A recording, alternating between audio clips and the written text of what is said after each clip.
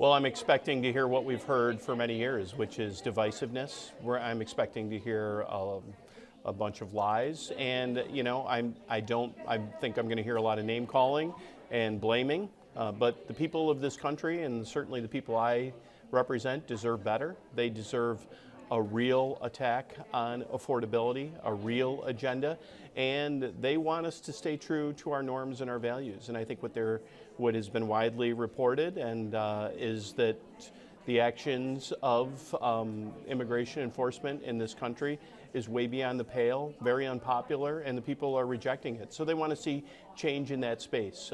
They also want to see me, as a member of the House Representatives, and my colleagues on both sides of the aisle work together on issues that are really ours, that fall under our purview, which would be trade policy and war powers and previously appropriated dollars. So I hope that the President has a good partnership with both parties, including his own, that when people disagree, that he treats them with respect and works together to find solutions. Well, what I hope to hear, again, is that trade policy, tariff policy, which is enshrined into Congress, for Congress under in the Constitution, is left to us. And we can work with the President to develop sound trade policy. But the erratic policy changes are impacting businesses and driving up costs. So stop is what I would say, and many members of his own party are saying stop. I think the current state of our union is very strong compared to what it was after the 4 years of President Biden. And I say that because I serve on the Ways and Means Committee, and we spent a lot of time last year really crafting and kind of renewing the original Trump tax cuts into the working families tax cuts. And you're already seeing the economy responding. You're seeing the GDP go up, which no one expected, the stock market at record levels, job numbers are doing really well, and people are just beginning to feel the effects of the tax cuts from last year.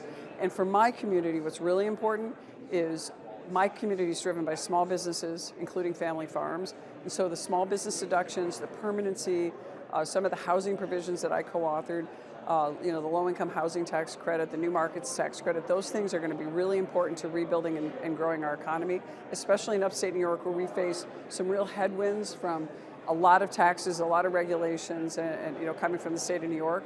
So that's the one thing that's going to be really strong about that. And I think the rest of the country actually does a little better than we do because of the energy policy that was also in that bill, strengthening our dominance on energy.